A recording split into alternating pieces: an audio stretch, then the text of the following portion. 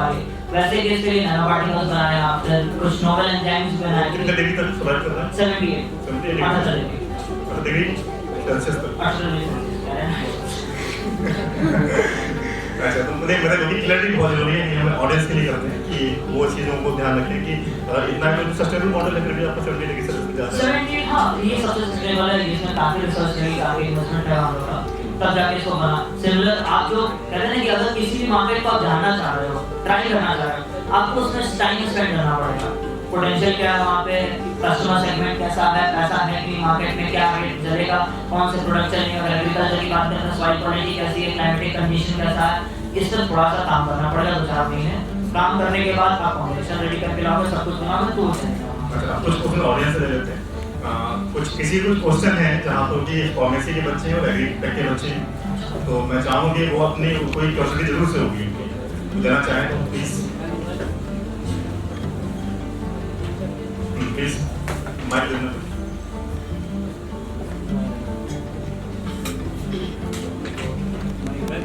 Starting से उसमें आप लोगों ने बहुत ज़्यादा बताया कि that we have to focus on market क्या है।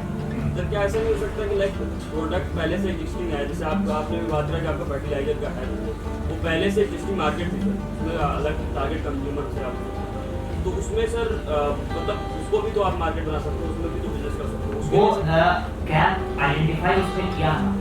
अगर आप उसकी बात करो कि बायो फर्टिलाइजर मार्केट में है, केमिकल फर्टिलाइजर भी मार्केट में है, बायो फर्टिलाइजर इफेक्टिवली काम क्यों नहीं कर रहा है? जहाँ बायो फर्टिलाइजर डाल रहे हो उसमें साथ में आपको यूरिया देना पड़ रहा है। अगर आप नेचुरल फार्मिंग में जा रहे हो, 5 टन 1 बीघा में गोबर डालते हो, ठीक, उसके बाद भी आपको हर सिंचाई पे करीब 15-20 किलो यूरिया देना, ठीक। अगर आप वर्मी कंपोस्ट से फार्मिंग कर रहे हो तो आपके बाद में आपको यूरिया डीएपी दोनों मिला के देना, ठीक। ये क्यों देना पड़ रहा है? ये गैप है ना। अगर हम ऑर्गेनिक खाना चाह रहे हैं या ऑर्गेनिक पे जाना चाह रहे हैं, क्यों नहीं जा पा रहे हैं? उसमें रीजन ये पता चलता है कि माइक्रो ऑर्गेनिज्म काउंट नहीं है सॉइल में, ह्यूमस कंटेंट खत्म हो चुका है सॉइल का। तो इस सब चीज में हमारे पास अपॉर्चुनिटी दिखती है कि देखो यहाँ पे गैप है। बायो फर्टिलाइजर तो है मार्केट में, मगर इतना इफेक्टिव नहीं है अभी मार्केट में कि हम केमिकल फर्टिलाइजर को कम्पीट कर पाए। तो वो ऐसा सेगमेंट जो ऑर्गेनिक खाना चाह रहा है और कंप्लीट ऑर्गेनिक में जाना चाह रहा है और खास तौर पे यील्ड के साथ कॉम्प्रोमाइज नहीं करना चाह रहा है, वो हमारा टारगेट ऑडियंस होगा। दूसरा ऑडियंस हमारा जिसके पास एग्रीकल्चर जमीन तो है बट यूरिया और डीएपी को अफोर्ड नहीं कर पा रहा है, या ऑर्गेनिक फर्टिलाइजर जो मार्केट में अवेलेबल है, जैसे पार्ले का खा लो 1250 रुपए का एक बायो फर्टिलाइजर आता है, तो ये प्रोडक्ट मार्केट में बिक नहीं पा रहा है, या मतलब ये चीज वो अफोर्ड नहीं कर पा रहा है। तो वैसे किसान जिनके पास जमीन तो है बट वो केमिकल फर्टिलाइजर या ऑर्गेनिक एग्जिस्टिंग को पैसा से खरीद नहीं पा रहा है, वो भी आपका टारगेट कस्टमर हुए। तीसरा टाइप, अगर मार्केट में डिमांड है, ठीक, फर्टिलाइजर की, और फर्टिलाइजर वहां पे अवेलेबल ही नहीं हो पा रहा है। आप डीएपी की स्कैरिसिटी सुन रहे होगा मार्केट में, डीएपी है ही नहीं, यूरिया आ ही नहीं पा रहा है, वो आपका टारगेटेड ऑडियंस है कि आप उनको दे सकते हो। ऐसे मल्टीपल ऑडियंस आप खोज निकाल सकते हो कि जिनको और तुमको टारगेट करना है।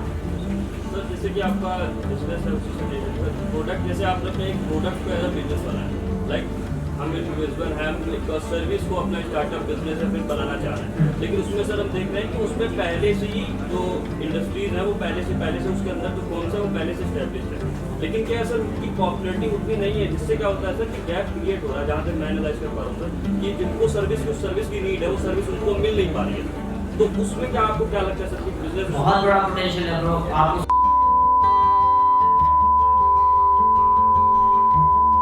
ड्रीमो चल रहा है नहीं चल रहा है?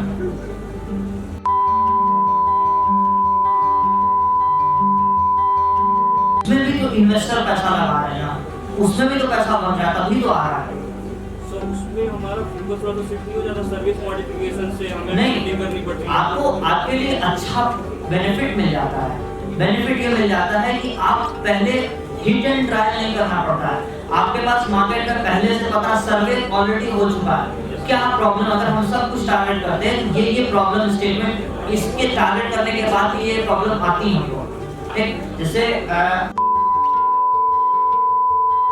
ऑप्शंस उसके अच्छे नहीं मिलते, मैं इसको सर अपलोड मत करेगा तो ये वाले पार्ट्स उतने बढ़िया नहीं मिलते, बट ट्री को सारे पॉइंट को टारगेट करता है। मतलब सर क्या कहने का मतलब ये है कि ऑलरेडी जो मार्केट स्टैब्लिश है वहाँ पर एक और अच्छा बेनिफिट ये होता है ऑलरेडी रिसर्च मार्केट में नहीं होता, मतलब हमको बहुत मेहनत नहीं करनी है, हमको उनकी मार्केट रिसर्च लेकिन क्या है कि हर एक कंपनी हर डोमेन पे काम नहीं कर सकती है, वो 100% कैच नहीं कर सकती मार्केट को। तो उसमें भी कहीं ना कहीं पर एक वैक्यूम क्रिएट है, उसको आपको आइडेंटिफाई करना और उसको सर्च करना है।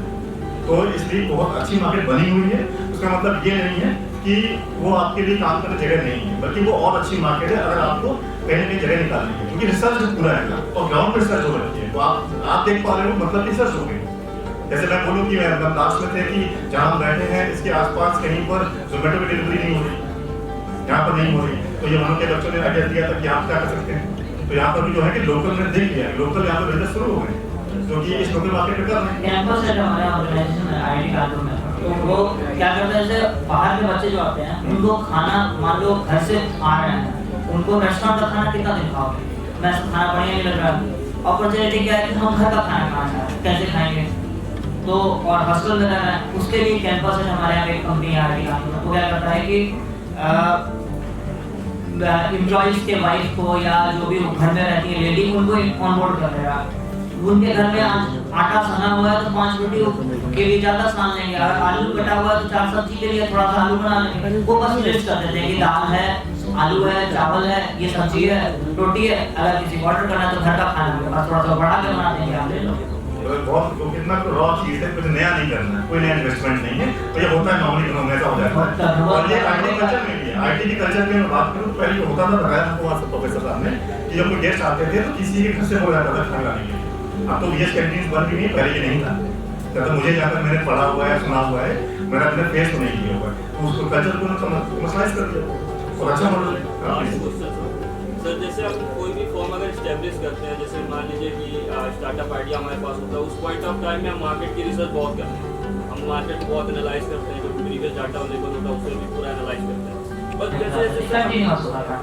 जैसे जैसे सर हमारी इंडस्ट्री जो होती है डेवलप होती जाती है, फिर हमारी फर्म जो है स्टैब्लिश हो गई, उस पॉइंट ऑफ टाइम में क्या होता है सर कि जो रिसर्च होती है उसे कहीं ना कहीं कम कर देता है। सर क्या आपको क्या लगता है, पूछना ही चाह रहा हूँ, आपको क्या लगता है उस पॉइंट ऑफ टाइम में रिसर्च को कम करना चाहिए या उसी इंटेंसिटी में उसको कंटिन्यू करना चाहिए?